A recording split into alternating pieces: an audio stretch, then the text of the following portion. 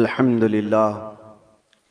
لله الحنان المنان الذي خلق الإنسان وعلمه البيان، والصلاة والسلام على رسوله سيد الإنس والجان وعلى آله وأصحابه ذوي الخير والإحسان، أما بعد، فأعوذ بالله من الشيطان الرجيم. بسم الله الرحمن الرحيم.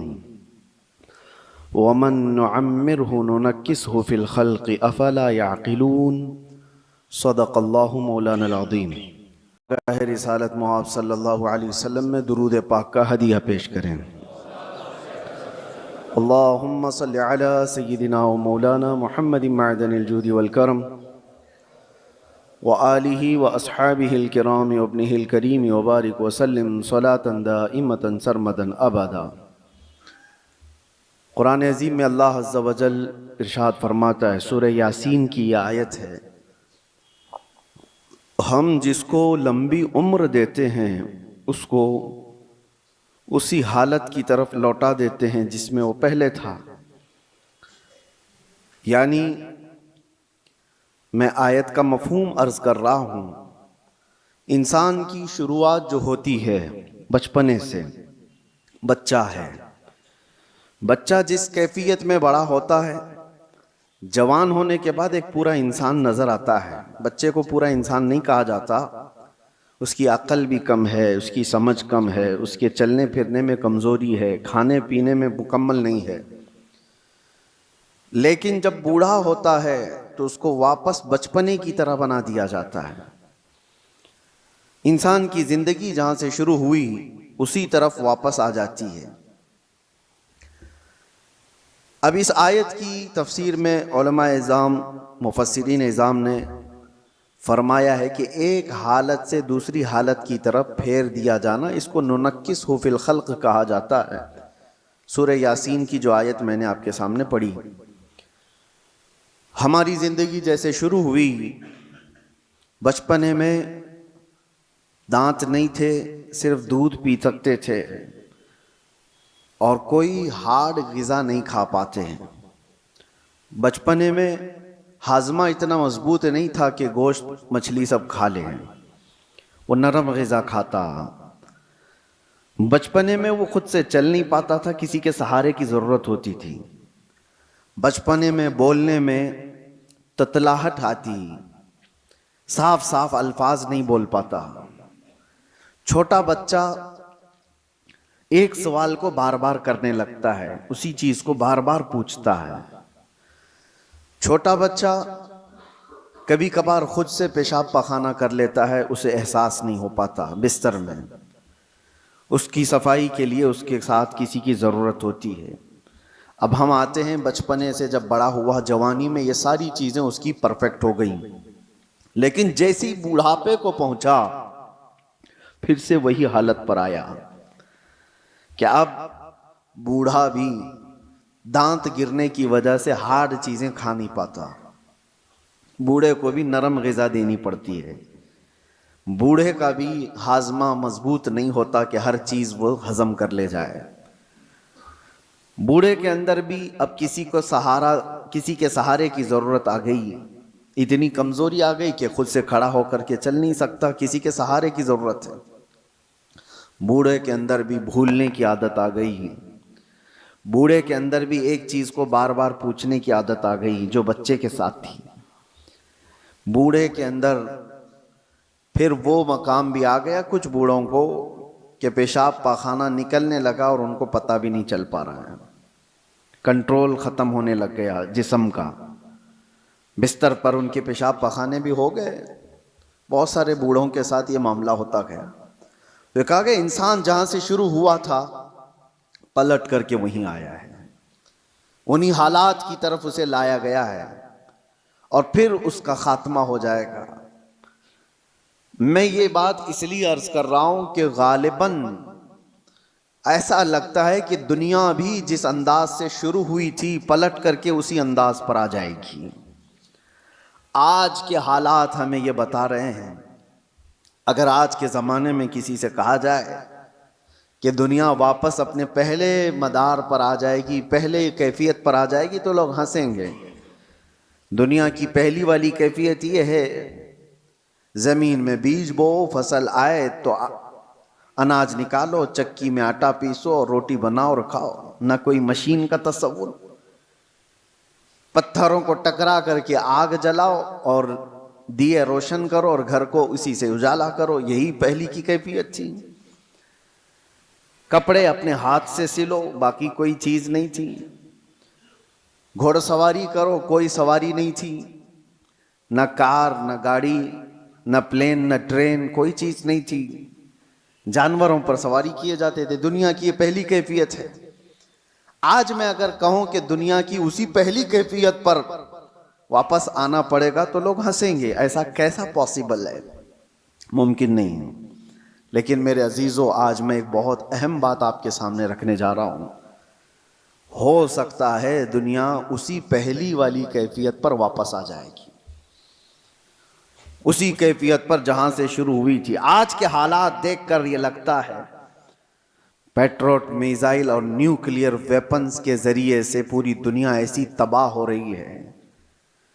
یہ تو ابھی ہتھیاروں کا استعمال پورا نہیں ہوا، جو ہتھیار یہ سپر پاور کنٹریز بنا کر کے بیٹھے ہوئے ہیں، ان کا ابھی استعمال نہیں ہوا ہے۔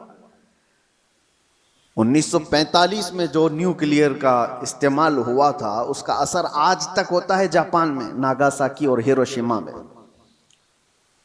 آج سے تقریباً 70 سال پہلے استعمال کی ہوئی چیزوں کا آج بھی اثر ہے۔ نسلیں وہاں کی لنگڑی لولی ہیں، زمین بنجر ہے کہ کبھی سبزہ نہیں اگے گا، اور اس زمانے میں بنایا ہوا وہ نیوکلیئر ویپن تھا۔ 70 سال کے بعد تو ٹیکنالوجی بہت آگے بڑھ چکی ہے۔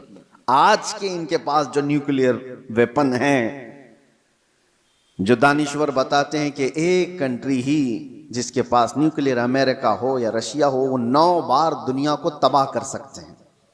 پوری دنیا کی بات کر رہا ہوں، اتنے ہتھیار وہ جمع کر کے رکھے ہوئے ہیں۔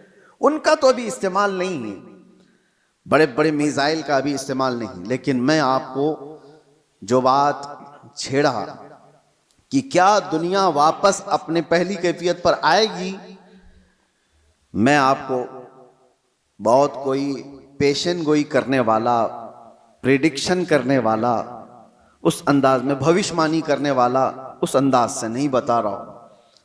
قرائن اور قیاس، آج ایک ہی انرجی پر آپ کی روک لگا دی جائے تو دنیا میں ہماری زندگی ٹھپ پڑ سکتی ہے۔ آپ کو پتا ہے تیل اور گیس کے معاملات میں آج دنیا جوجھ رہی ہے۔ صرف یہ انڈینز کا مسئلہ نہیں ہے، تقریباً دنیا کا۔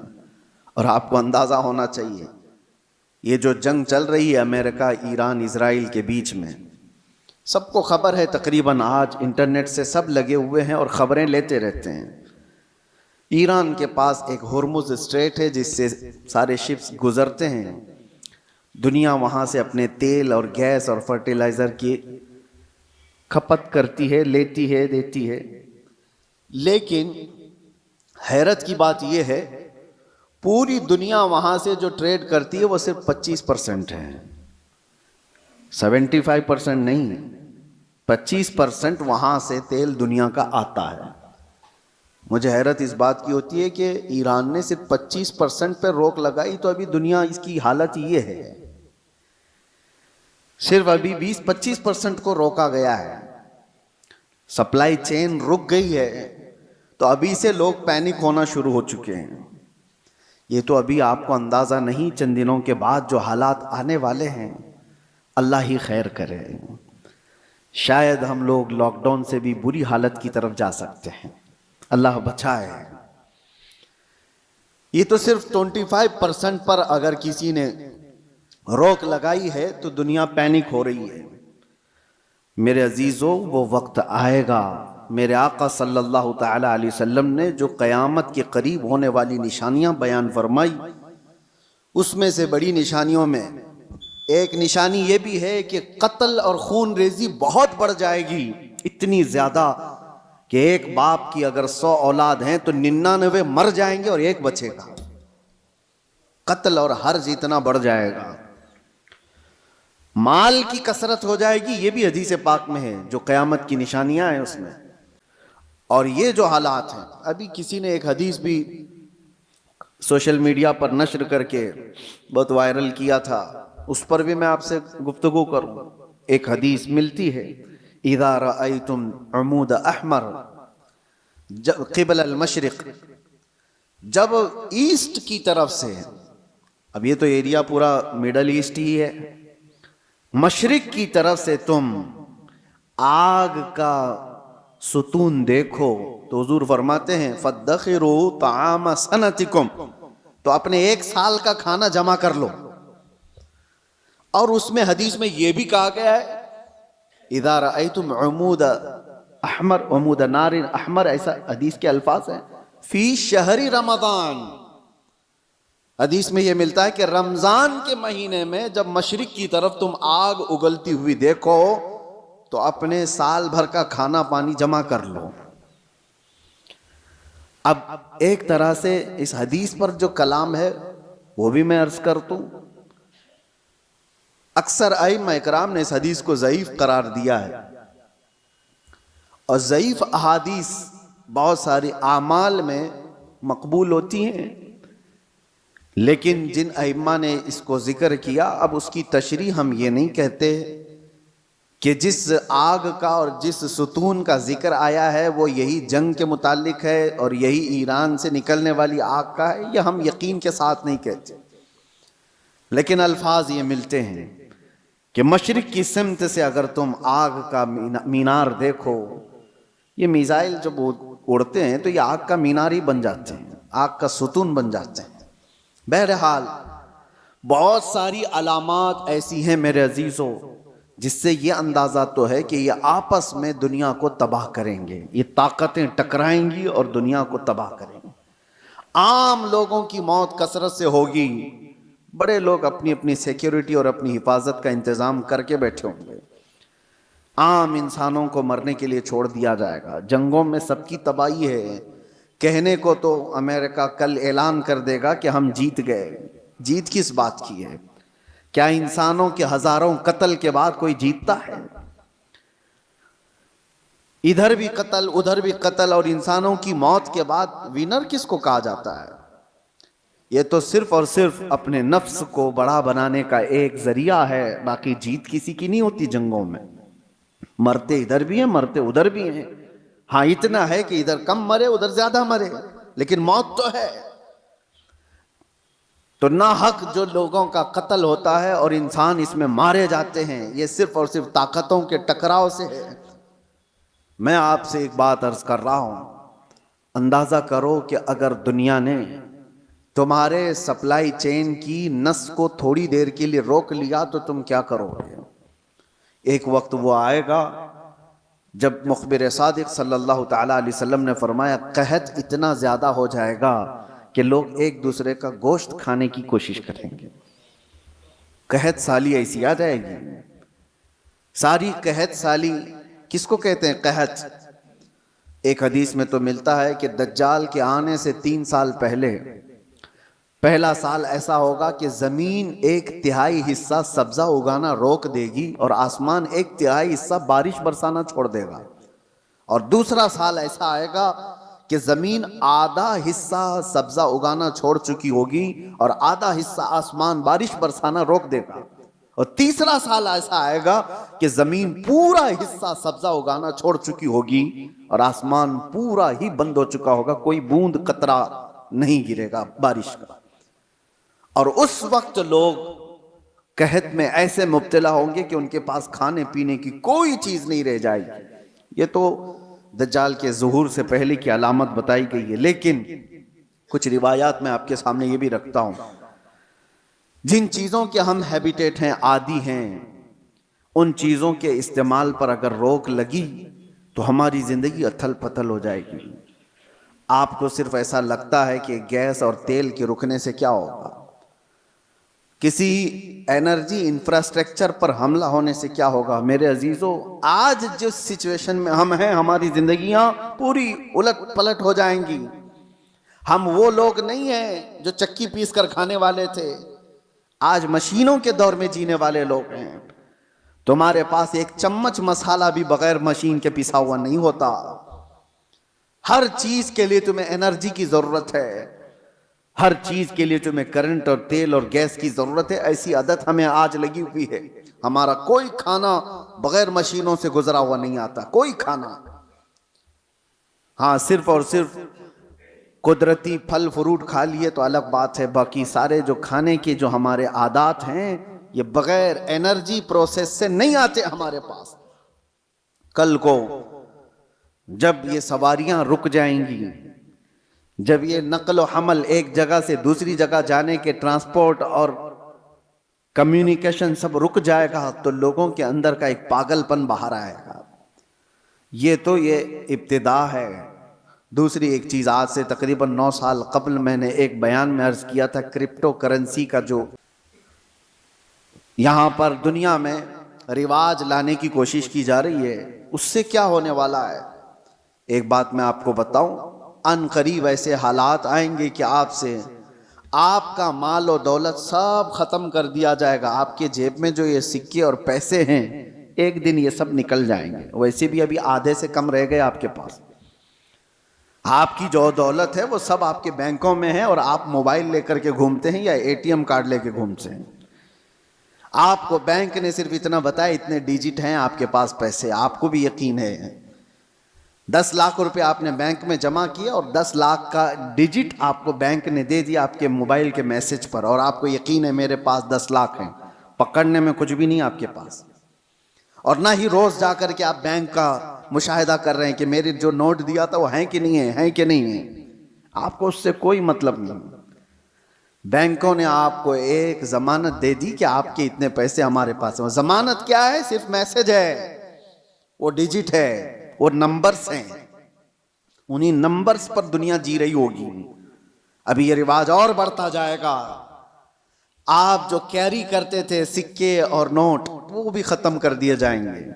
کچھ نہیں ہوگا کسی کے پاس، اور سارا ٹرانزیکشن آپ کا جو چلتا ہے وہ انٹرنیٹ سے چلتا ہے. جس دن انٹرنیٹ کو شٹ ڈاؤن کر دیا جائے گا سارے کے سارے فقیر ہوں گے، کسی کے پاس کچھ نہیں ہوگا. ان کے ہاتھوں میں نہ کوئی رقم ہوگی نہ کوئی پیسہ ہوگا، کیونکہ سب کچھ ان کو بتایا گیا تھا کہ بینک میں اتنے ڈیجٹ ہیں ہمارے پاس. اس کی کیا شیورٹی ہے کہ کبھی انٹرنیٹ بند نہیں ہوگا؟ اس کی کیا گارنٹی ہے؟ میرے عزیزو، اسی لیے پہلے کے دور میں لوگ درہم اور دینار رکھتے تھے. درہم اور دینار کیا ہوتے ہیں؟ درہم چاندی کا سکہ ہوتا تھا اور دینار سونے کا سکہ ہوتا تھا. حکومتیں چاہے جتنی بھی بدل جائیں، دینار کو آپ میلٹ کرتے تو سونے کی ویلیو ہمیشہ رہتی، چاندی کی ویلیو ہمیشہ رہتی. لیکن یہودیوں نے درہم اور دینار کو ہٹا کر کے کرنسی نوٹ لائے. کاغذ کے ٹکڑے جو آج ہماری جیب میں ہیں، 100 کا ہے، 200 کا ہے، 500 کا ہے، 2000 کا، جو بھی نوٹ ہیں، ڈالر ہو کہ یورو ہو کہ پاؤنڈ ہو کہ روپیہ ہو، سب کاغذ پہ ہیں. اور اس کاغذ کی ویلیو صرف اس لیے ہے کہ گورنمنٹ نے کہا ہے اس کی اتنی قیمت ہے، اور جس رات کو اعلان کر دے کہ کل سے یہ نوٹ نہیں چلنے والی، وہ سارے کچرے کے بہاؤ میں بھی نہیں جاتے. وہ کاغذ کے ٹکڑے ہیں، ردی پیپر ہو جائیں گے جس دن اعلان ہو جائے. اور ہو چکا ہمارے یہاں. تو ایک بار رات میں اعلان ہو گیا کہ 500 کی نوٹ، 1000 کی نوٹ بند ہو گئی، ختم ہو گیا. وہ پیپر کہاں ہے آج؟ یا اس وقت کے 2016 سے پہلے کے وہ 500 1000 کی نوٹ لے آؤ، آپ کو پکڑ کے لے جائیں گے. اس کی کوئی ویلیو نہیں ہے، اس کی کوئی حیثیت نہیں. تو وہ کاغذ کے ٹکڑے. تو پہلے دنیا درہم اور دینار سے کاغذ کے ٹکڑے پہ آئی، کاغذ کے ٹکڑوں سے پھر اے ٹی ایم کارڈ پہ آئی، پھر کارڈ بھی کیری کرنے کی ضرورت نہیں، اب صرف موبائل میں آئی. آپ موبائل سے سارا ٹرانزیکشن کرو، ادھر سے میسج ادھر گیا، ادھر سے میسج ادھر آیا. باقی حیرت ہوتی ہے، کبھی ہم ٹیکسی میں بیٹھے ہیں، 500 روپے ہو گئے، نہ میں نے جیب سے کچھ نکالا نہ اس نے لیا، ادھر سے میسج ادھر گیا، اس کو بھی یقین ہے میرے پاس 500 آ گئے. میرے پاس بھی وہی موبائل، اس کے پاس بھی وہی موبائل، موبائل صرف اتنا کہہ دیا اس کو کہ 500 کا ایک میسج چھلک گیا ہے. ہاں وہ آگے بڑھ گیا. یہ یقین بڑھتا چلا گیا ان ڈیجٹس کے اوپر، ان نمبرز کے اوپر. وقت ایسا آئے گا کہ ساری زندگی انہی نمبرز پر گھوم رہی ہوگی، ایک دن اچانک یہ سارے مواصلات کا ذریعہ بند کر دیا جائے گا اور لوگ قحط سالی کے شکار ہوں گے۔ آپ کس سے پوچھیں گے؟ آج جو دنیا بٹ کوائن کا اور کرپٹو کرنسی میں پیسے لگاتی ہے، اس کا طریقہ کیا ہے پتہ ہے آپ کو؟ بٹ کوائن ایک غائبانہ کرنسی ہے، کسی کنٹری کی کرنسی نہیں۔ ڈالر آپ نے دیکھا ہے، یورو آپ نے دیکھا ہے، پاؤنڈ انگلینڈ کا آپ نے دیکھا، روپیہ بھی دیکھا ہے۔ بٹ کوائن کیا ہے وہ دیکھا ہی نہیں کسی نے، وہ ہے ہی نہیں، وہ ایک تھلاتی ہے، اور انہوں نے اپنی ایک قیمت اس کی لگائی ہے اور روز بڑھتی جاتی ہے قیمت۔ 40 لاکھ 50 لاکھ 60 لاکھ ایک ایک بٹ کوائن خریدنے کے لیے لوگ پیسے لگاتے ہیں۔ آپ نے 60 لاکھ روپے دے کر ایک بٹ کوائن خریدا، سامنے والے نے کہا کہ ہاں ایک بٹ کوائن آپ کا ہے، کہاں ہے وہ؟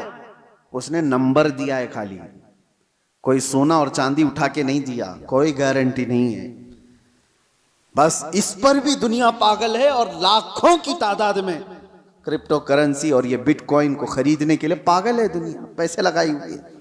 جو چیز دکھ ہی نہیں رہی ہے اس کو بھی خریدا جا رہا ہے، لیا جا رہا ہے۔ میرے عزیزو، میں آپ کو ان آخری علامات کے بارے میں کہہ رہا ہوں کہ دنیا کبھی ترقی کرتے کرتے کرتے اتنے آگے جا چکی جو اس کی خود کی تباہی کا ذریعہ ہے۔ انسان خود اپنے آپ کو تباہ کر لے گا۔ آج یہ تمام ذرائع پر نربھر ہو کر کے رہنا، یہ ہماری تباہی کے قریب جانے کا ہے۔ اب میری باتوں کو کچھ ماڈرن لوگ یہ کہیں گے کہ یہ پرانے خیالات کی بات کر رہے ہیں، ترقی کو نہیں چاہتے ہیں، آسانی کو نہیں چاہتے۔ میرے عزیزو، ترقی اور آسانی کون نہیں چاہتا، لیکن تمہارے پاس شیورٹی اور گارنٹی کیا ہے؟ کسی چیز کی نہیں۔ اور آج دنیا کو جس انداز سے نربھر کر کے رکھا گیا ہے، تقریباً پوری دنیا ایسی ہے آج جو کریڈٹ پر تجارت کرتی ہے، سود پر تجارت کرتی ہے۔ سب کو کریڈٹ کارڈ پکڑائے گئے ہیں، تم سود بھرتے رہو، انٹرسٹ بھرتے رہو۔ لون کی دنیا پر آدھے سے زیادہ دنیا چل رہی ہے۔ میرے عزیزو، یہی قرب قیامت کی علامات ہیں، یہ نشانیاں ہیں۔ میں آج ہی پڑھ رہا تھا حدیث پاک، حضور صلی اللہ تعالیٰ علیہ وسلم کی ایک حدیث ہے، لوگ زنا راستے پہ ایسا کر رہے ہوں گے جیسے گدھے اور کتے کرتے ہیں۔ اور اس زمانے میں سب سے شریف آدمی کون ہوگا پتہ ہے آپ کو؟ زنا کر رہے ہوں گے لوگ ننگے ہو کر کے، ان میں سب سے شریف آدمی وہ ہوگا جو یہ کہے گا کہ بھائی تھوڑا دیوار کے پیچھے چلے جاؤ۔ وہ صرف اتنا کہنے والا اس زمانے کا سب سے شریف آدمی ہوگا۔ جو گناہ کر رہا ہے ان سے صرف وہ اتنا کہے گا کہ دیوار کے پیچھے چلے جاؤ، اتنا کہنے والا اس زمانے کا شریف آدمی ہوگا۔ وہ زمانہ قریب ہے میرے عزیزوں، اور یہاں تک کہ ایمان والوں کو لوگ تانا مار رہے ہوں گے۔ اس کو دیکھو، یہ مسلمان ہے، اس کو دیکھو، ایسے تانا مار رہے ہوں گے جیسے چوروں کو تانا مارا جاتا ہے۔ ایمان پر زندہ رہنا اور قائم رہنا ایک بڑا مشکل ہو جائے گا۔ آج آپ کے سامنے میں یہ ساری باتیں اس لیے رکھ رہا ہوں کہ ہم قبرستان کی طرف سے گزریں گے تو یہ احساس کریں گے جو قبر میں سویا ہے وہ کتنا محفوظ ہے، کاش اس کی جگہ میں ہوتا۔ حضور نے فرمایا، حدیث ہے یہ، قیامت کے قریب تم قبرستان سے گزرو گے تو یہ تمنا کرو گے کہ قبر میں سویا ہوا آدمی کتنا اچھا ہے کہ وہ مجھ سے پہلے دنیا میں فتنوں سے محفوظ چلا گیا۔ آج یہ سارے فتنے وہ نہیں دیکھ رہا ہے۔ ایک بات آپ یاد رکھ لینا، یہ جنگوں کے حالات دنیا کو ابھی بدل کے رکھنے والے ہیں۔ اگلے سال تک اللہ نے اگر زندگی دی تو دیکھنا دنیا کا نقشہ بدل چکا ہوگا، جینے کے انداز بدل چکے ہوں گے، بہت ساری نئی چیزیں آپ کو سننے میں آئیں گی اور دیکھنے کو ملیں گی، طور طریقے بدل چکے ہوں گے۔ اچانک ہونے والے حالات پوری دنیا کو اکثر بدل کر رکھیں گے۔ اس لیے ہر گھڑی آپ ایکٹیو رہو کہ ایمان کے ساتھ دنیا سے جانا ہے۔ ان فتنوں کے دور میں ہر گھڑی آپ اپنے ایمان کی حفاظت کی فکر کرو۔ اب جو دور آ رہا ہے اس سے خطرناک دور اس دنیا کی ابتدا سے لے کر اب تک نہیں آیا، کبھی نہیں۔ اس سے زیادہ خطرناک دور کبھی پہلے نہیں آیا۔ جو آنے والا ہے وہ دجال کے ظہور کا زمانہ ہے۔ نبی اکرم صلی اللہ علیہ وسلم نے فرمایا روئے زمین پر سب سے بڑا فتنہ ہوگا دنیا کا. اور نبی آخر الزمان خود دعا کرتے تھے اللہ کی بارگاہ میں کہ اللہ مجھے دجال کی فتنوں سے محفوظ رکھ.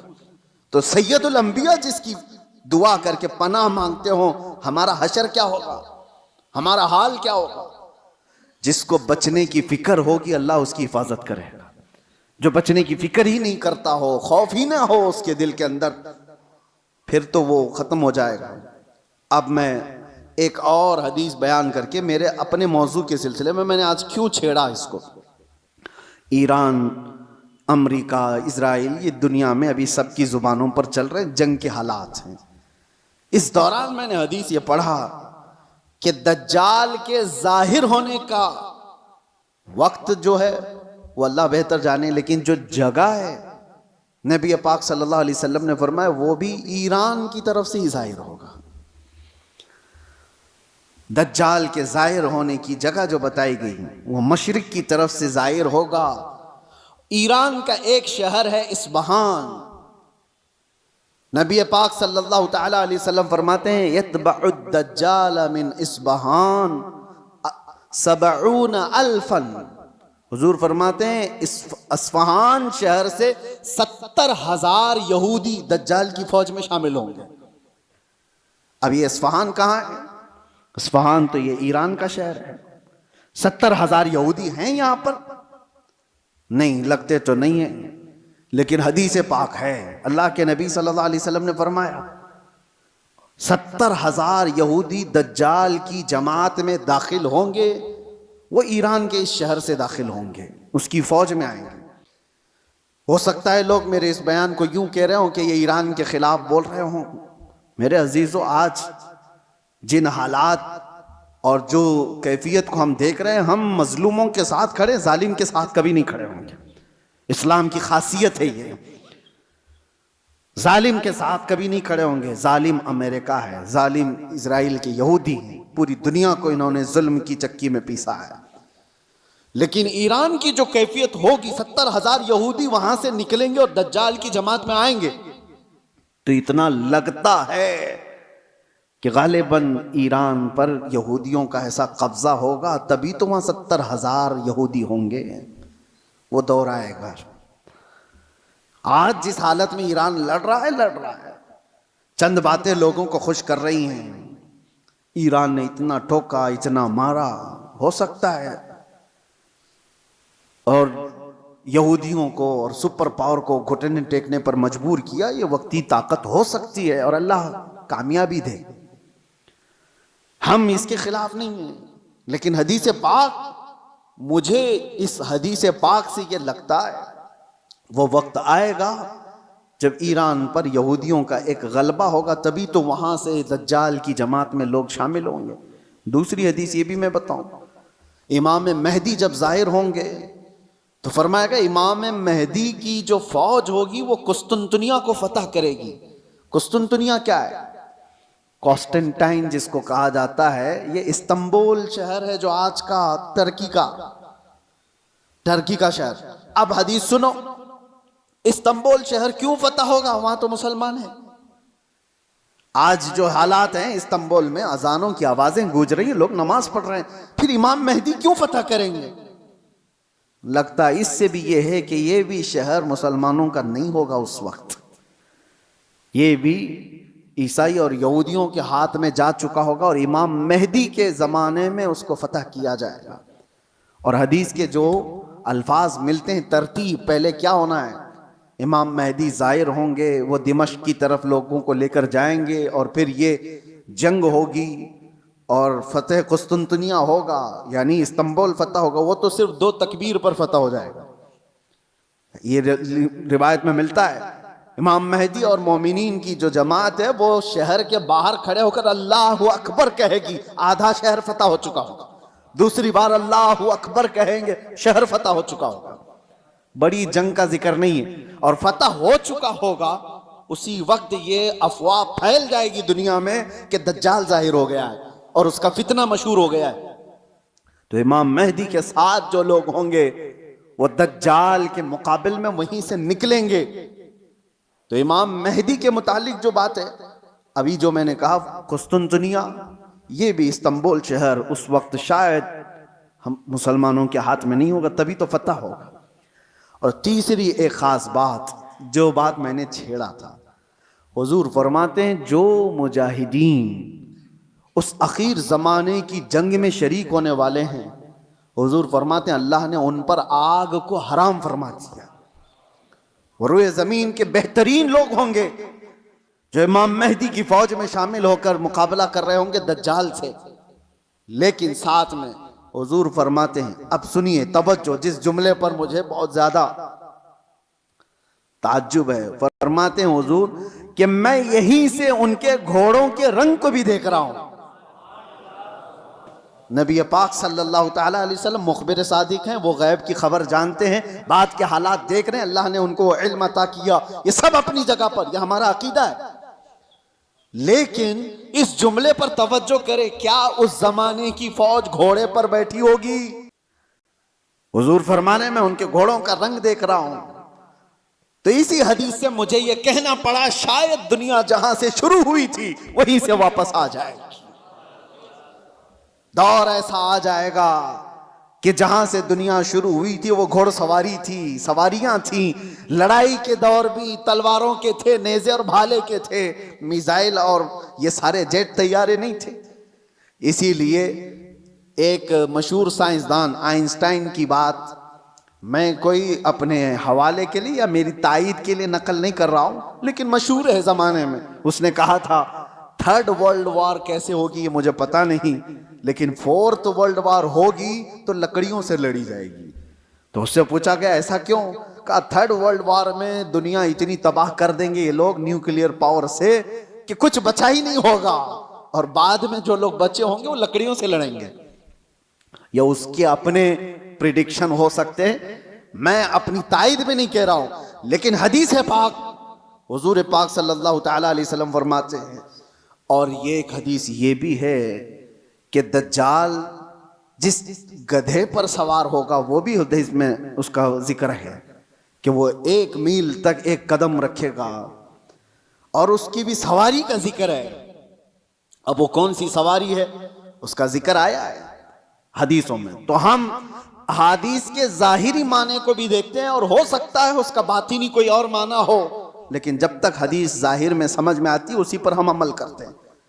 آخر زمانہ شاید ویسا آنے والا ہو، اسی لیے میرے عزیزو، بہت ترقی پر جو آج عروج پر لوگ ناز کرتے ہیں، شاید دنیا ان کو پٹخ دے گی، دنیا ان کو واپس ان کے نشے کے غرور کو مٹی میں ملا کر رکھ دے گی۔ آج جن کے پاس پیٹروٹ میزائل ہیں، جن کے پاس چاند میں جانے کی صلاحیت، جن کے پاس مرین پنڈبیاں ایسی کہ سمندروں کو چیر کر کے نکلنے والی سارے ہتھیار، سب کچھ تھا ان کے پاس، لیکن جس دن یہ ساری ٹیکنالوجی مار دی جائے گی، ختم کر دی جائے گی، یہ کسی اور کے ذریعے سے نہیں، تم آپس میں مار لو گے ایک دوسرے کو۔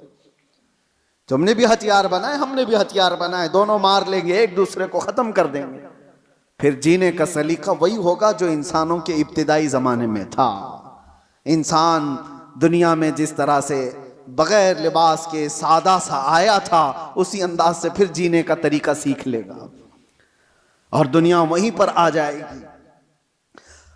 اور ایک حدیث حضور پاک صلی اللہ تعالیٰ علیہ وسلم نے آخری وقت کے متعلق جو فرمایا کہ قیامت جب آئے گی تو کیا حالت ہوگی اس وقت، اور حضور نے فرمایا صرف شریر لوگوں پر، کفار و مشرکین پر قیامت آئے گی، ایمان والے ختم ہو چکے ہوں گے، حتیٰ کہ کعبہ شریف بھی جلا دیا جا چکا ہوگا۔ حدیث پاک میں ملتا ہے کعبہ کو ختم کرنے والا ایک حبشی شخص آئے گا، قرآن اٹھا لیا جائے گا روئے زمین سے، ایمان والے پوری دنیا پر نہیں ہوں گے جب قیامت آئے گی۔ اور قیامت آنے کے وقت، عین وقت جو سور پھونکا جائے گا، اس وقت لوگ کیا کر رہے ہوں گے؟ اس وقت حضور فرماتے ہیں کہ سب اپنے اپنے کاموں میں مشغول ہوں گے، کوئی کھیتی باڑی کر رہا ہوگا، ہل چلا رہا ہوگا، کوئی کپڑا کاٹ رہا ہوگا، اور وہ وہیں سے اپنی کینچی پھینک دے گا، ہل چلا رہا ہوگا وہیں پھینک دے گا، وہ آواز سنتے ہی، یہاں تک کہ حاملہ عورت کے پیٹ سے بچہ نکل جائے گا اس آواز کی دہشت سے۔ دودھ پلانے والی ماں اپنے بچے کو پھینک دے گی، یہ جو احادیث میں ہے وہاں پر بھی دنیا کی بڑی ترقیات کا ذکر نہیں ہے. یہ نہیں ہے کہ بہت ہائی فائی انٹرنیٹ میں آدمی بیٹھا ہوگا یا مشینیں چلا رہا ہوگا. وہاں پر بھی حدیث میں ذکر ملتا ہے کہ ہل چلا رہا ہوگا, کینچی کاٹ رہا ہوگا. پھر مجھے یہی کہنا پڑتا ہے کہ دنیا جہاں سے شروع ہوئی تھی انہی حالات پر آ جائے گی. یہ کینچی ہاتھ میں لے گی اور ہل ہاتھ میں لے گی, زمین میں بیج بوئے گی اور فصل اگائے گی, اور جب آئیں گے تو چکی پیس کر کے اپنے گھر کے کھانے کا انتظام کرے گی. بہرحال جو بھی حالات ہیں, ہم دنیا کے آخری وقت پر آ چکے ہیں. اور ایک یہ بھی بات میں کہہ کر کے جاتا ہوں, بعض بزرگوں نے فرمایا امام مہدی کب ظاہر ہوں گے, تو اس کے متعلق بزرگوں نے فرمایا جب سارے مومنین دعا کرنے لگ جائیں کہ اے اللہ امام مہدی کو ظاہر فرماتے, تو اللہ تبارک و تعالی قریب ہے کہ ان کو ظاہر فرمائے گا. لیکن آج کی سچویشن یہ ہے, میں دیکھتا ہوں ہم ساری دعائیں کرتے ہیں, کیا مومنین کی عام جماعتیں امام مہدی کے ظاہر ہونے کی دعا کرتے ہیں کہیں؟ یہ دعا کا بھی رواج عام ہو جائے کہ اللہ امام مہدی کو ظاہر فرماتے. جب یہ دعا کثرت سے ہونے لگی کہ وہ آ جائیں گے امام مہدی کے ظاہر ہونے کی. اور دوسری حدیث یہ بھی ہے, یذہل الناس, حضور فرماتے ہیں ان ذکر دجال, دجال کا ذکر کرنا لوگ چھوڑ چکے ہوں گے, علماء ممبروں سے بیان کرنا ختم کر چکے ہوں گے, تب دجال آئے گا. جب تک دجال کے بارے میں اویئرنس ہوگا لوگوں کے درمیان, دجال نہیں آئے گا. لوگ بیان کرنا چھوڑ چکے ہوں گے اور اس کا ذکر کرنا ترک کر چکے ہوں گے. یہ دونوں چیزیں ہمارے اندر آنے نہ پائیں. اللہ تبارک و تعالی ہم سب کو آخری زمانے کی فتنوں سے محفوظ فرمائے. آج جو ہونے والے حالات ہیں اس کے لیے آپ اپنے اپنے انتظامات میں, لوگ آج اپنا راشن پانی سب جمع کر رہے ہیں, میں کہتا ہوں اپنا ایمان بھی جمع کر کے رکھو, اپنے اعمال اور اپنے عقیدے کی حفاظت کرو. کل کے آنے والا دور, ایک دن دو دن روٹی نہ کھا کر کے اگر آپ رہ بھی جاؤ گے لیکن ایمان کے بغیر دنیا سے جاؤ گے تو ہمیشہ جہنم میں جلائے جاؤ گے. ایمان کی حفاظت بھی آج اتنی ہی ضروری ہے, اس لیے کہ آدمی جب مصیبتیں آتی ہیں تو انکار خدا کر بیٹھتا ہے, وہ لوگوں کے پیچھے چل بھاگتا ہے. وہ دور آئے گا جب لوگ اپنے مال کی طرف تمہیں بلائیں گے, تمہارے پاس ہوگا کچھ نہیں تو بھاگو گے ان کے پاس, اپنا ایمان بھی بیچ دیں, سب کچھ, کہ مجھے میرے بچوں کو کھلانا ہے, میں آج اس کے پاس جاؤں گا, اس کے پاس مال ہے, اس کے پاس کھانا پانی ہے, اس کے پاس راشن ہے, یہ سب کچھ دے رہا ہے. یہ کہا گیا کہ دجال روٹیوں کے پہاڑ لے کر چلے گا. جب دنیا میں قحط ہوگا, لوگ کھانے کے محتاج ہوں گے, اور دجال کے پاس غذا کے پہاڑ ہوں گے, چل رہے ہوں گے ساتھ میں. دنیا بھوکی اس کے پیچھے لپک جائے گی کہ روٹیوں کا پہاڑ اس کے ساتھ ہے, تو کھانے کا ذخیرہ جس کے پاس ہوگا دنیا پاگل کی طرح اس کی طرف لپک جائے گی. تو آنے والا دور اگر قحط کا ہے تو آپ یہ بھی ایمان رکھو کہ جہاں کھانا بٹ رہا ہے وہاں ایمان والا نہیں جاتا. جہاں میرے مصطفیٰ کی محبت بٹ رہی ہے, بھوک کو ترک کرے گا, میرے آقا کے قدموں کو اختیار کرے گا.